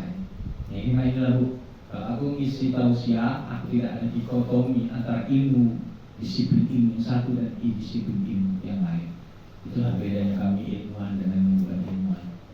Nah, jadi ulama itu bukan cukup cuma jamaah, harus paham ilmu bahasa Arab, harus paham ilmu fikih, usul fikih, ilmu tauhid, ilmu kalam, tarikh, termasuklah ilmu politik. Dan kami tidak boleh buta politik dan tidak boleh buta terhadap media sosial. Jadi tidak boleh ketinggalan. Ketika kaji secara Islam, karena apa? Al-Quran tidak pernah bertambah, hadis tidak pernah ini itulah. Cuma zamannya saja yang berubah-ubah. Oke? Kalau ada yang mau didiskusikan, sudah setengah 12 jam. Sama. Itu agak lambat sih ya. Silakan kalau ada yang mau didiskusikan. Assalamualaikum warahmatullahi wabarakatuh. Ustaz, kami ingin nanya. Tadi kami sholat subuh berjamaah di masjid. Lalu pas sujud pertama, imamnya batal. Lalu yang di belakang maju. Nah, yang di belakang ini jadi imam, tapi dia ngulang dari rakaat pertama, jadi bukan nyambung. Jadi dia 2 rakaat tambah yang imam pertama dari 1 rakaat, jadi jadinya 3 rakaat. Yang ingin saya tanyakan, bagaimana dengan kami makmum ini, Ustaz? Apakah batal? Kami mau mengulang atau bagaimana? Jadi imam yang pertama batal karena apa? Batal pasti sujud pertama. Buang angin, apa gimana? Kurang paham, soalnya. Kok tahu batal? Ya tapi dia keluar dari. Oh berarti buang angin. Nah, mungkin. Mungkin tak tahan lagi nyit. Makmumnya tak kalau buang angin. Demi kesetiaan kepada imam, saya lebih keras lagi. Tuh, itu. Baik, kalau imam batal itu biasanya buang angin, dia konsisten. Imam ini kadang-kadang batal, buang angin, pura-pura tidak tahu. Imam tadi buang angin, iya sedikit tidak tahan. Apa kalau sedikit tidak batal? Batal. Jadi kalau dia buang angin dia mundur. Ibu-ibu jangan mundur. Nah, imam mundur dulu ya, nah, mundur kalau ke belakang. Kalau imam buang angin, tidak usah buat sholat baru, maka yang belakang maju. Iya, maju, terus ke balik. Nah, cuma jangan nambah rakaat. Ini tadi sampai 3 rakaat. Kalau dia nambah rakaat, berarti sudah melanggar rukun sholat. Batal. Sholat subuh itu 2 rakaat. Dia pakai kunut atau tidak pakai kunut sah. Tapi kalau dia nambah rakaat, batal. Karena apa? Sholat subuh ada 3 rakaat. Nambah. Karena Nabi tidak benar sholat subuh 3 rakaat, 2 rakaat pula. Sampai-sampai Nabi mengatakan raka'atain al-fajri, ya, 2 rakaat sebelum subuh. Nah, katanya apa? Khairul dunya wa ma fiha, lebih baik dari dunia dan seisinya. Nah, itu ganjaran sholat subuh 2 rakaat sebelum subuh, maksudnya qobliyah subuh. Dan sholat subuh itu maka ganjarannya lebih baik dari dunia dan seisinya. Nah, harusnya imam itu keluar, yang belakang maju. Nah, yang belakang terus ke balik. Nah, kalau imam itu misalnya salah, bukan salah dia buang angin, misalnya di ruko, harusnya dia tahiyat akhir, kalau subuh kan tahiyat akhir. Dia tegak lagi, nambah rakaat. kita cukup menyebut subhanallah, jangan subhanallah baik, tapi sebutkan subhanallah at-tahiyatul mubarakatus. Oh, berarti aku ini salah. Harusnya aku ini tahiyat kamu tegak lagi. Kalau dia mau kemana itu juga tidak ngerti. Subhanallah. Salah pun. Subhanallah. Dia sudah tinggi. Allah. Subhanallah. Dia berontok. Woi, aku ini salah apa? Tidak tahu. Nah, kalau dia misalnya dia itu salah rakaat, harusnya dia tahiyat akhir dia tegak, tapi ditegur. Dia duduk tahiyat akhir. Nah, kalau dia salah itu, dia boleh sujud sahwi, tapi sesudah salam kanan salam kiri, karena dia tidak jadi salah. Kalau dia salahnya memang salah, kan dia harusnya tahiyat akhir, tapi karena ditegur, subhanallah duduk lagi, berarti tidak jadi salah. Tapi kalau dia ucapkan salah bacaan, dia sujud sahwinya sebelum salam. Tapi kalau dia tidak jadi salah, dia salam kanan salam kiri, sesudahnya baru dia sujud sahwi. Itu. Nah, kalau yang tadi nambah berarti batal, ibu buat sholat baru lagi, munfarid. Buat sholat baru, ngajak imam lain atau sholat dewek-dewek. Karena dia nambah rakaat, sholat subuh kok 3 rakaat. Nah inilah, artinya ketika kita berbeda pendapat dengan Salafi, Wahabi, Muhammadiyah versus NU, kapan dia tidak melanggar rukun sholat atau ada yang pakai kunut, ada yang tidak berusaha. Ada yang habis Al-Fatihah tidak baca surat pendek lagi, tidak berusaha. Ada yang pakai Allah ma'ba'id baini wa bainaka maqatoya, ada yang pakai Allah akbar kabira wa alhamdulillah katsira, tidak batal. Tak pakai doa iftitah pun tidak batal, karena tidak mengganggu rukun sholat. Kalau dia nambah rakaat, sudah pasti nambah. Rukun sholat 13 ditambah lagi. Nah, jadi rukun sholat dewean. Nah, aku heran kok. Terus yang ganti ke itu kok bisa salah, bisa nambah rakaat? Alasannya apa? Tidak ditanya. Kalau dulu 2 rakaat kok jadi 3. Nah, bingung kan? Nah, inilah buktinya berarti dia itu jadi imam tak pakai ilmu. Nah, bisa jadi imam pakai ilmu. Negur iman pakai ilmu, imam salah. Jangan subhanallah, ini benar bacaannya. Kata dia, alhamdulillahi rabbil alamin, ditegur. Alhamdulillahi rabbil alamin. Benar di belakang. Itulah gunanya di belakang iman. Kapan imam salah, ngomong. Sama presiden salah, siapa yang di belakang presiden? DPR, ngomong. Gubernur salah, DPR di provinsi, ngomong. Nah itulah, artinya bahwa itulah pemerintahan itu sebenarnya lambangnya adalah sholat. Di belakang imam itu tanggung jawab besar. Ketika imam salah, ngomong, tegur. Makanya ibu-ibu kalau di belakang misalnya imam di depan misalnya ada negur, ibu-ibu boleh negur. Nah, tepat pantat bukan pantat imam, pantat imam yang gebuk kan, kaget gitu. Nah, karena suara perempuan dalam sholat adalah aurat. Jadi kayaknya, ya, artinya itulah kalau disalah benerin. Ya boleh pakai telapak tangan boleh, cuman kan ibu pakai telepon kan agak susah di dalam. Boleh. Nah, paha kita tempat ini. Takutnya kalau ini kurang kuat.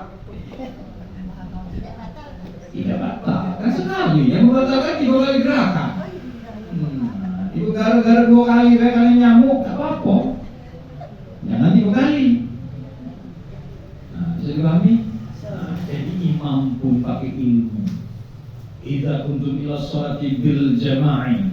Kalau kau hendak mendirikan sholat dengan berjamaah, pilihlah imam yang di antara kamu, yang wa'amalkum, yang lebih alim di antara kalian, yang lebih fasih di antara kalian, yang akhlaknya lebih luhur di antara kalian. Nah, ustaz sama-sama alim, sama-sama fasih, mana baru wa'akbarukum, baru yang lebih tua. Tuanya sama ustaz, fasihnya sama, bajunya sama-sama rapi ustaz, hafalan Quran sama-sama bagus, gelarnya sama-sama dokter. Bingung kan kita? Yang bingung itu. Karena orang yang Kris lebih dari satu, dia akan dituntut oleh Allah untuk berlaku adil, maka dia akan direkomendasikan untuk jadi imam. Tapi bisa masing-masing. Jadi ada harus nikah. Nikah dengan tidak nikah urusan nomor 18. Yang penting fasih dulu.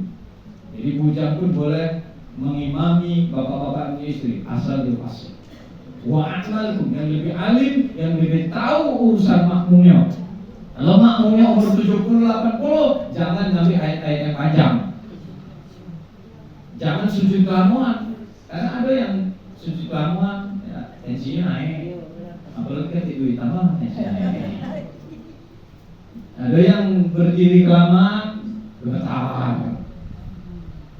Ya, jiwa makmumnya. Kalau ibu makmum itu nggak ambil ayat-ayat panjang. Yasin, wal Qur'anil hakim. Makmum kan tidak ada pilihan, namanya makmum. Cuma kan dia menutup. Sekali dia cuma sholat sini 83 ayat. Tak salah pula. Yasin, wal Qur'anil hakim, innaka laminal mursalin ala siratim mustaqim, siratal ladzina an'amta 'alaihim ghairil maghdubi 'alaihim waladdallin. Aduh, mentas. Wasini wa zaituni wa turi sini wa hadzal baladil amin. Laqad khalaqnal insana fi ahsani taqwim, thumma radadnahu asfala safilin ila alladziina amanu wa 'amilus sholihati wa tawassaw bil haqqi wa tawassaw bis sabr. Oh, mentas ke asri. Iya, salah dong. Tidak bakal. Kita membaca ayat sesudah Al-Fatihah tidak membatalkan. Kapan dia salah, dia langsung Allah Akbar, karena tidak masuk rukun sholat. Cuma tidak sampai harus sunnah. Itu baik. Jadi di Jawa itu Bismillahirrahmanirrahim. Alhamdulillahirabbil alamin arrahmanirrahim maliki yaumiddin iyyaka na'budu wa iyyaka nasta'in ihdinas siratal mustaqim siratal ladzina an'amta 'alaihim ghairil maghdubi 'alaihim waladdallin. Amin. Allahu Akbar. Sami Allahu liman hamidah. Secara syar'i, secara fikih, tapi secara tauhid tidak sopan. Khusus ada Tuhan dulu. Jelas? Nah inilah bedanya ilmuwan dengan ustaz. Kalau kami ilmuwan dikaji secara fikih dan mengetahui beda. Ustaz, secara fikih, secara syar'i, aurat laki-laki itu pusat dan lutut. Berarti aku sholat pakai sepan setengah tiang, yang penting nutupi lutut, terus pakai kaos obrol sah-sah. Secara syar'i, secara tauhid dah sopan, su'ul adab, kurang ajar. Masa menghadap gubernur pakai jas, pakai wangi-wangian, tengok mulut disemprot. Menghadap Allah pakai kaos oblong. Tidak berusaha untuk sholat, tapi tidak sopan. Nah inilah bedanya kita belajar fikih dengan ilmu tauhid. Karena tauhid itu yang mengatur akhlak hamba pada Sang Pencipta. Jadi sampai Ustaz kamu pakai baju bagusnya, pakai sopan, bukan untuk manusia. Habis ini kita sholat di malam pasti disuruh jadi imam. Nah imam itu bajunya harus berikan terbaik karena kita imam. Tak mungkin imam pakai kaos oblong, sepan setengah tiang. Karena aku menghadap kepada Sang Maha Indah. Carilah baju yang terbaik untuk Allah, karena kita akan menghadap Zat yang Maha Indah. Bukan untuk pamer-pamer soalnya. Jadi ibu-ibu secantik mungkinlah menghadap Allah. Bapak-bapak segantenglah mungkin menghadap Allah. Karena Allah itu Maha Indah. Jadi mungkin di sana kurang ilmu jadi imamnya. Nah itulah kalau tidak punya ilmu jadi imam, nyusah ke jamaahnya, nyusah ke makmum. Jadi bingung apa jadi rokaat. Nah lebih baik ibu kalau ragu sholat lebih baik, karena ibu sudah merusak rukun sholat nambah-nambah. Silakan.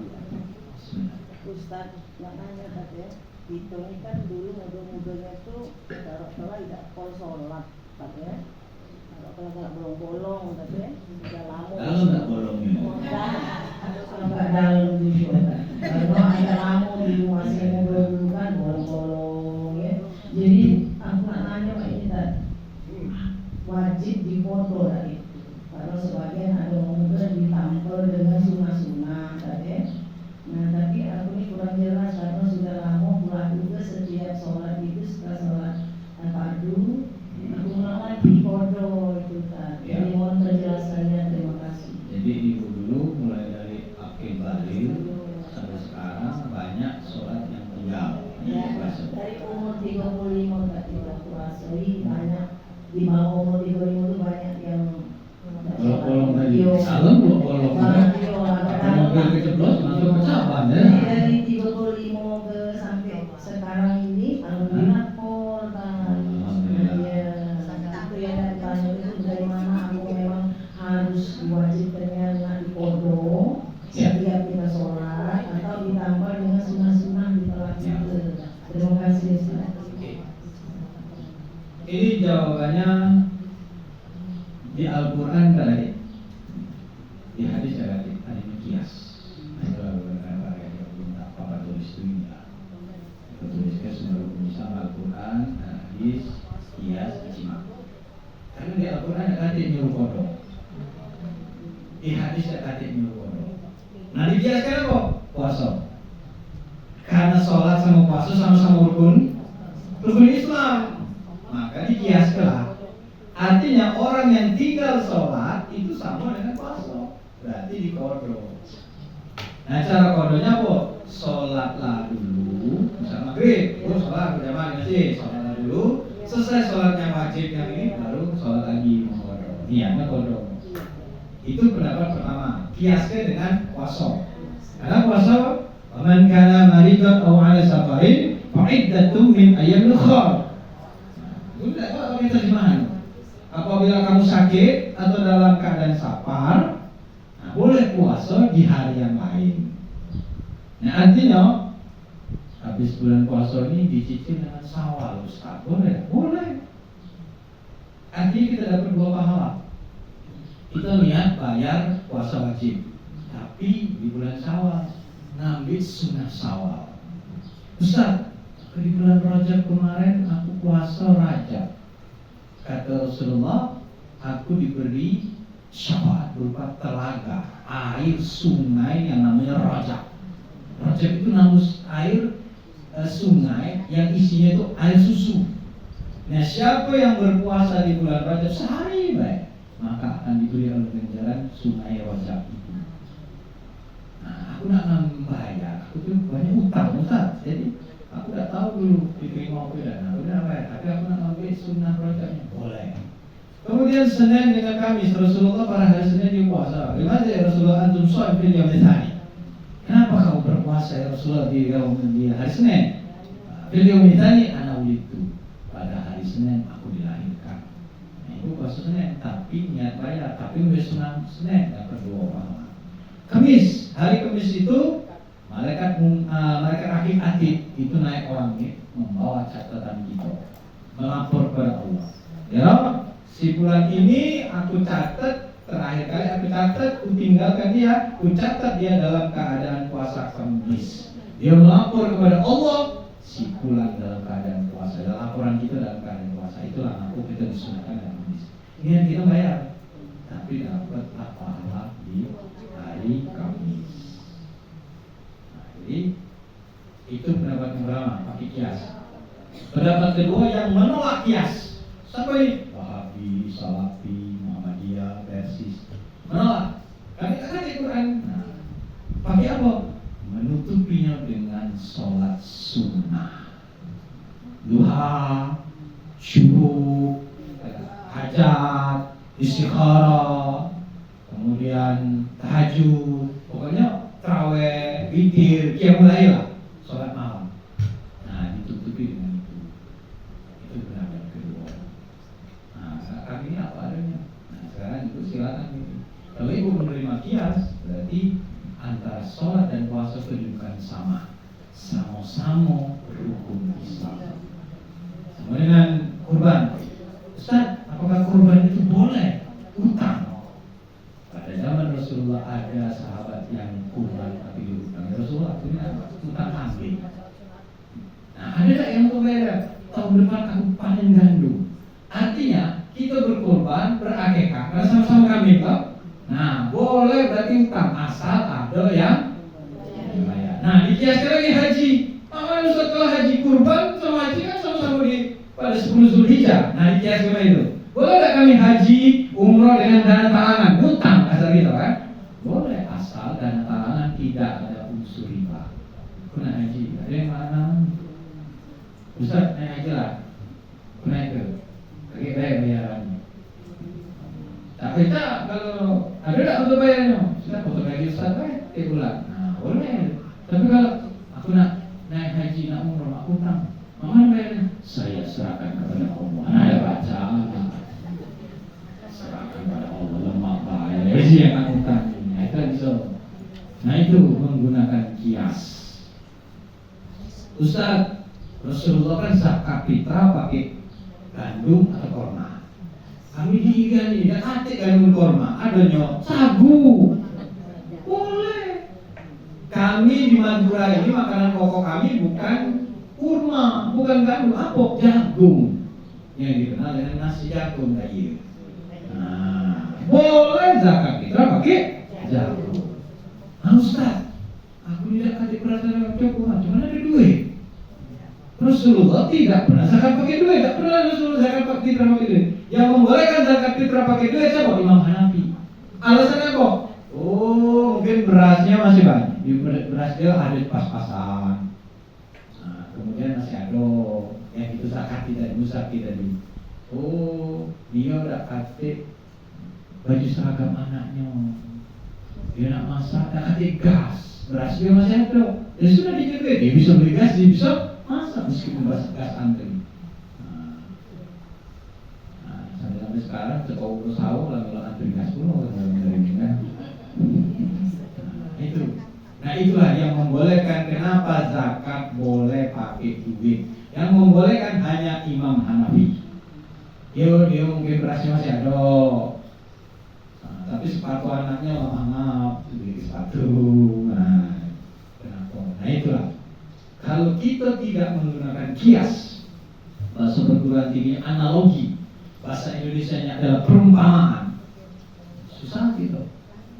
Berarti kita zakat tak boleh pakai beras, harus pakai gandum dan korma. Ibu naik haji umroh tak boleh pakai Toyota, harus pakai onta. Belum nyampe ke Mekah onta dalam hati. Bisa dipahami? Nah, itulah kalau kita pakai kias. Nah, kalau kita menggunakan kias bahaya. Ibu pakai karena tidak boleh pakai mobil, onta.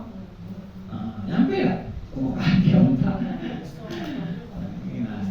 ya.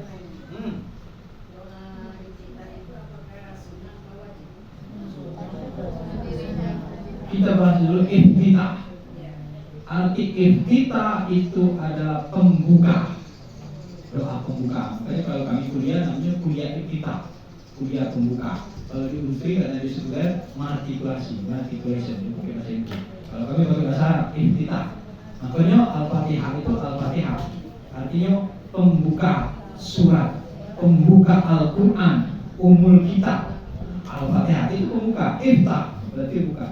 Nah, doa iftitah itu hukumnya sunnah, tidak masuk rukun.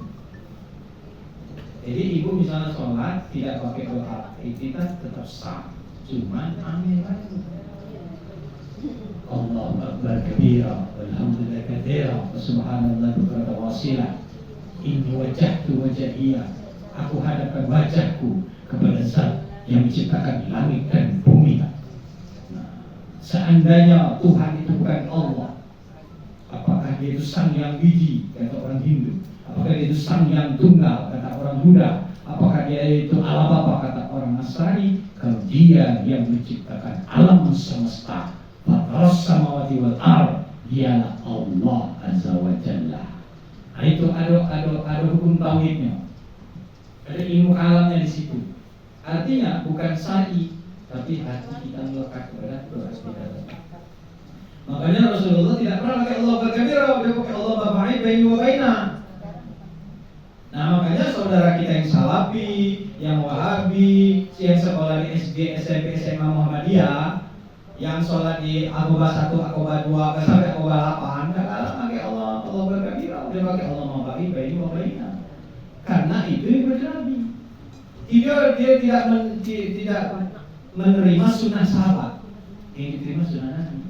Abdullah bin Umar, anak Umar bin Khattab, Allahu Akbar kabira, alhamdulillah katsira, salam kanan salam kiri, Nabi aneh. Tidaknya, man yuqail ila fadil Allahu Akbar kabira, alhamdulillah katsira, subhanallah bukratan wa asyhadu. Siapa tadi yang melafazkan Allahu Akbar kabira? Abdullah bin Umar langsung jawab, ana ya Rasulullah. Dia takut juga sebenarnya. Tapi apa kata Rasulullah? Karena dia katakan, "Futihat Abu bersama, terbuka pintu-pintu langit karena doa yang kau bacakan." Senang Abdullah bin Umar. Semenjak itulah aku tidak pernah meninggalkan Allah berkabiro. Harusnya kalau memang itu kaidahnya, yang tidak dilakukan Nabi adalah bid'ah. Bid'ah adalah sesat. Sesat adalah dolalah. Dan dolalah tempatnya di neraka. Berarti Abdullah bin Umar masuk neraka. Tapi apa kata Nabi? Jadi kalau kaidahnya, semua yang tidak dilakukan Nabi adalah bid'ah, dari salah. Kalau memang semua yang dilakukan Nabi adalah bid'ah dan bid'ah tempat di neraka, berarti para sahabat duluan masuk neraka. Nah, cuma tidak tahu yang dari si Abu Bakar dulu, cuma Abu Bakar dulu yang masih gerak, imamnya pakai kunut diaminkan. Kalau kami Ustaz, imam pakai kunut kami aminkan, imam tidak pakai kunut ya semua. Kalau imam Allahumma anta salam minka salam, dia pakai Allahumma atas jalan di sini. Iya. Kan ada imam itu ya, Allahumma anta salam minka salam. Alasannya Rasulullah itu tidak pernah memimpin doa. Alasannya Rasulullah tidak pernah memimpin zikir. Dia soal dia, iyalah Rasulullah kan waktu tidak kata imbi. Seandainya Rasulullah pakai imbi pasti dia, Nastaghfirullahaladzim alladzi la ilaha illallahul hayyul qayyum wa natubu ilaihi. Karena tidak pakai imbi, jadi dia seolah-olah Nabi dewa. Nah kalau begitu Ustaz, berarti Rasulullah itu tidak pernah berdoa. Kiasnya apa? Malaikat Jibril saja yang tidak ada batas, tidak ada jarak dengan Allah masih berdoa, masih minta aminkan Rasulullah. Ya Rasulullah, pada satu Syawal ini aku ingin berdoa ini tadi, dan aku ingin engkau yang mengaminkan. Nah itu malaikat Jibril loh. Malaikat Jibril itu wujud aslinya dari bumi sampai langit, panjang tingginya. Saya malaikat Jibril dari barat sampai ke timur masih berdoa, masih minta aminkan kepada Nabi Muhammad. Nah kita Nabi bukan, Rasul bukan, malaikat bukan, sahabat juga bukan, tidak hafal Quran, tidak hafal 1000 hadis, kok ngarang-ngarang berdoa berjamaah. Nah disinilah makanya kita itu jangan picik. Semua yang tidak dilakukan Nabi adalah bid'ah tempat neraka. Macam itu. Nanti malah Jibril masuk neraka. Karena Nabi tidak pernah berdoa minta aminkan. Alasannya Nabi tidak pernah memimpin doa. Dan nanti Jibril saja berdoa. Ustaz, salawat itu bid'ah. Lah, innallaha wa malaikatahu yusholluna ala nabi. Allah dan para malaikat bersalawat pada Nabi, termasuklah malaikat penjaga surga, malaikat penjaga neraka. Tinggal di surga bersalawat pada Nabi. Ini baru tinggal di Grand Garden dan bersalawat pada Nabi. Ustaz, salaman itu bid'ah lah. Salaman itu melumpuhkan dosa. Sebelum kita sholat bertemu salaman sunnah. Ketika kita sudah sholat, kita berjumpa berpisah karena Allah kita salaman sunnah. Sebelum sholat salaman sunnah, bagus, tidak salah. Setelah kita berpisah, kita salaman lagi, bertemu karena Allah, berpisah karena Allah melumpuhkan dosa. Sebelum sholat salaman bagus, sesudah sholat kita berpisah. Yang salaman, dia lagi sholat salaman. Allahu Akbar, apa kabar? Dia batal. Nah inilah.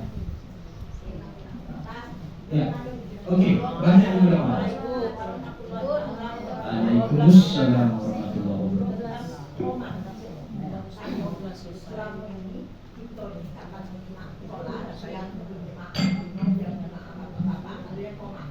Nah ini kita boleh tak kita tak ada komat, yang bagus komat tidak komat.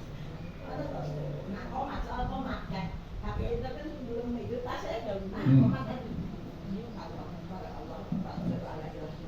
Nah ini ada tidak boleh, tapi salah pakai komat. Nah mana komat? Iya, komat itu hukumnya sunnah. Arti sunnah dikerjakan mendapat pahala, ditinggalkan tidak berdosa. Jadi jelas. Jadi kalau ada sholat berjamaah tidak komat, tidak berdosa. Cuman aneh banget kalau bisa tahu komat. Iya, karena itu pelambang aba-aba. Nah, iya, aba-aba bagi jamaah. Makanya di Mekah itu sound system terbaik di dunia. Di lantai ada sound system, di dinding ada sound system, kanan kiri di lantai pucuk ada sound system, di dada imam besar masjid. Agar apa? Tahu aba-aba. Iya, mana takbir duduk, mana takbir berdiri, itu pun beda. Takbir awal, takbiratul ihram, Allahu Akbar. Kenapa? Mazhab Hanafi tidak pakai usolli. Maka di Makkah takbirnya panjang sambil Allah. Memang bacanya aku sholat zuhur rakaat karena Allah Taala. Mazhab Hanafi tidak pakai usolli, maka takbirnya panjang. Nah itu. Terus takbir tak berdiri dengan takbir sujud dengan ruku. Allahu Akbar. Nah, ruku. Sami Allahu liman hamidah. Pas sujud agak panjang. Allahu Akbar. Pas bangun beda lagi. Allahu Akbar. Nah itu artinya aba-aba. Harus beda mana takbir sujud, takbir ruku, takbir i'tidal. Karena apa? Belum tentu makmum itu juga imam. Sebesar itu Masjidil Haram. Nah, dia dengar baik kan? Nah, apalagi ada masjid yang di pucuknya tingkat. Nah, ibu-ibu di pucuk dan juga imam dan takbir itu. Ini sudah bangun belum? Nah, khawatirnya kan takbir sujud di ruku. Nah, akhirnya merusak ruku sholat. Nah, sama dengan komat tadi. Nah, ya. Ya. Iya.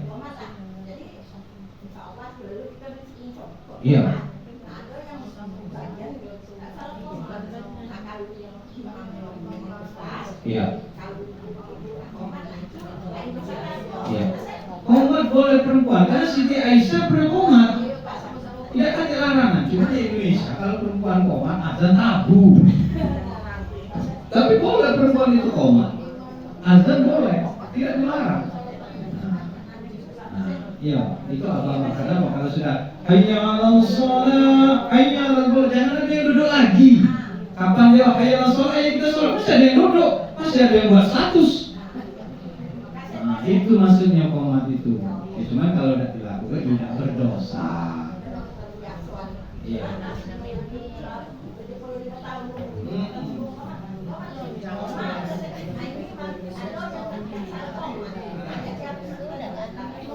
Iya ya. Waalaikumsalam warahmatullahi wabarakatuh. Alhamdulillah, bismillahirrahmanirrahim. Alhamdulillah rabbil alamin. Tasyakkur dan tatma'in min abdika wa huwa mazida. Ya rabbana lakal hamdu kama yanbaghi li jalali wajhika al-karim wa 'azimi sultanik. Allahumma shalli wa sallim ala sayyidina Muhammad wa ala ali sayyidina Muhammad. Sayyidina wa akhiru sallallahu alaihi kulli sahabati rasulillah ijma'in. Ya Allah, dengan sepenuh perasaan dan pengharapan, dengan segala kerendahan dan kelemahan, bil yaumir rabi, bisyahri saban yang penuh barokah ini, ya Allah, kami bermunajat bermohon kehadirat-Mu, ya Allah. Ampunilah dosa kami, dosa ibu bapak kami, baik yang di dunia ini maupun yang telah kembali menghadap-Mu, ya Allah. Sebagaimana Engkau mengampuni dosa Nabi Adam dan Siti Hawa ketika memakan buah khuldi. Selamatkanlah orang tua kami yang telah kembali menghadap-Mu dari siksa kubur, ya Allah. Sebagaimana Engkau menyelamatkan Nabi Nuh alaihissalam ketika banjir air bah melanda. Lindungilah zuriat-zuriat kami dari bahaya maksiat, kemungkaran, kebodohan terhadap ilmu agama-Mu, ya Allah. Sebagaimana Engkau melindungi Nabi Yunus alaihissalam ketika di dalam perut ikan Nun. Zat-Mu adalah benar, ya Allah. Dan malaikat-Mu adalah benar, kau dan qadarmu adalah benar, surga dan neraka-Mu adalah benar, yaumil kiamah adalah benar, dan janji-Mu adalah benar, ya Allah. Maka pada hari ini kami memiliki janji-Mu, sebagaimana janji-Mu Engkau akan mengabulkan doa hamba-Mu. Dan kami hakul yakin kepadamu, Engkau adalah Zat Sang Maha Pencipta yang tidak pernah mengingkari janji. Engkau Rabb yang menciptakan langit dan bumi, Rabb yang menciptakan bintang, bulan dan matahari, Rabb yang memerintahkan bumi hingga bisa bergerak, Rabb yang memerintahkan gelombang tsunami hingga bisa meratakan bangunan dengan tanah, Rabb yang meluluh lantakkan Los Angeles, Rabb yang menciptakan seluruh makhluk ciptaan dengan kun payahmu. Maka kami hakul yakin kepadamu, mustahil bagi Engkau tidak dapat mengabulkan doa kami. Segala kekuasaan, ya Allah, dengan mengabulkan doa kami, sebagaimana Engkau menunjukkan kekuasaan kepada Nabi Musa ketika laut merah terbelah dan Engkau melakukan Fir'aun dan bala tentaranya. Segala kepadamu ya Allah dengan mengabulkan doa kami sebagaimana Engkau menunjukkan kebesaran kepada Nabi Ibrahim ketika Namrud membakar Nabi Ibrahim dan Engkau menyelamatkannya ya Allah. Ampuni kami kalau kami belum menjadi umat kebanggaan Rasulullah, kami masih sering mengecewakan Rasulullah dengan berbuat dosa-dosa dan kesalahan ya Allah, tetapi kami akul yakin Rasulullah tetap setia menanti kami di pintu sorga. Maka sampaikan salam rindu kami kepada Rasulullah ya Allah, meskipun kami tidak pernah berjumpa dengan Rasulullah, meskipun kami tidak pernah melihat Rasulullah, meskipun kami tidak pernah hidup di zaman Rasulullah, tetapi kami ainul yakin beriman kepada Rasulullah sallallahu alaihi wasallam dan selalu merindukan untuk berkumpul bersama beliau di surgamu nanti ya Allah.